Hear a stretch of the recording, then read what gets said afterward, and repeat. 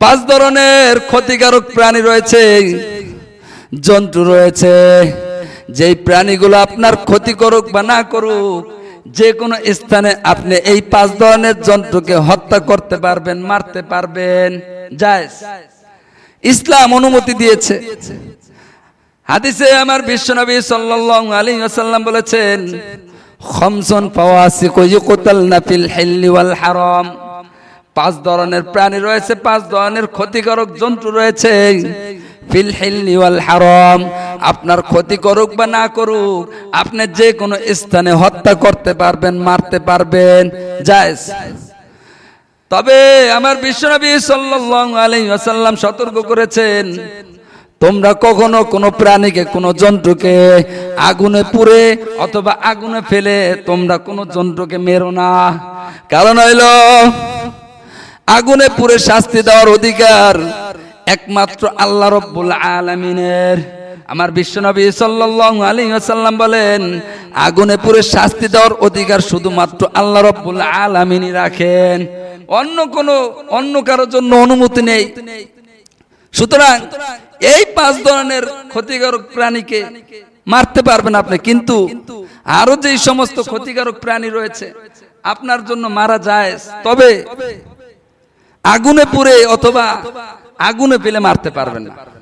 যেই পাঁচ ধরনের প্রাণীকে আপনি যে কোনো স্থানে ফিল হিল্লি ওয়াল হারাম, ইউকতালনা ফিল হিল্লি ওয়াল হারাম, যে কোনো স্থানে আপনি মারতে পারবেন, আপনার জন্য অনুমতি রয়েছে। এই পাঁচ ধরনের প্রাণী হলো, হাদিস খানা আম্মা জান আয়েশা রাদিয়াল্লাহু তাআলা আনহা হতে বর্ণিত। তিনি বলেন, আমার বিশ্বনবী সাল্লাল্লাহু আলাইহি ওয়াসাল্লাম বলেছেন, খামসুন ফাওয়াসিকু ইউকতালনা ফিল হিল্লি ওয়াল হারাম, পাঁচ ধরনের ক্ষতিকারক প্রাণী রয়েছে, জন্তু রয়েছে, যে কোনো স্থানে এই প্রাণী, এই জন্তুগুলোকে হত্যা করা যাবে, মারা যাবে।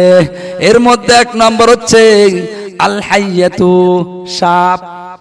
কালো হোক সাদা হোক, আপনার ক্ষতি করুক বা না করুক, যে কোনো স্থানে আপনি যদি চান সাপ আপনি মারতে পারবেন, আপনার জন্য জায়েজ। দুই নম্বর হচ্ছে ওয়াল গুরাব, দুই নম্বর হচ্ছে কাক। কাকও আপনি যদি চান মারতে পারবেন, আপনার ক্ষতি করুক বা না করুক আপনি মারতে পারবেন। তিন নম্বর হচ্ছে ওয়াল ফারাতু, ইঁদুর, ইঁদুর আপনি মারতে পারবেন। চার নম্বর হচ্ছে ওয়াল কালবুল আকুর, হিংস্র কুকুর অর্থাৎ পাগলা কুকুর, পাগলা কুকুরও মারার অনুমতি রয়েছে, আপনার ক্ষতি করুক বা না করুক আপনি মারতে পারবেন। আর পাঁচ নম্বর হচ্ছে আল হুদাইয়া, হিংস্র প্রাণী অর্থাৎ চিল এবং এই সমস্ত যেই প্রাণীগুলো হিংস্র, এই সমস্ত প্রাণীগুলো মারার অনুমতি রয়েছে।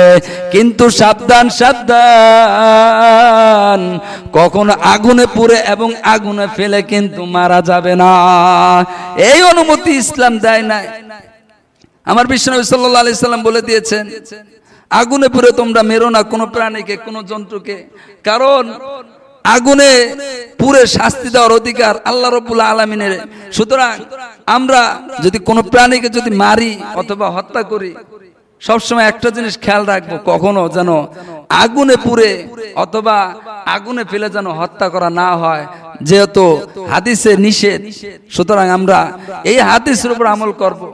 এই পাঁচ প্রকার প্রাণী এবং আরো যেই সমস্ত জন্তু রয়েছে, প্রাণী রয়েছে, যেমন নাকি মশা আছে, মাছি আছে, তারপর তেলা পোকা আছে, সার পোকা আছে, যেই প্রাণীগুলো ক্ষতিকারক এগুলো আপনার মারার অনুমতি রয়েছে, কিন্তু পুড়ে মারা যাবে না এবং আগুনে ফেলে মারা যাবে।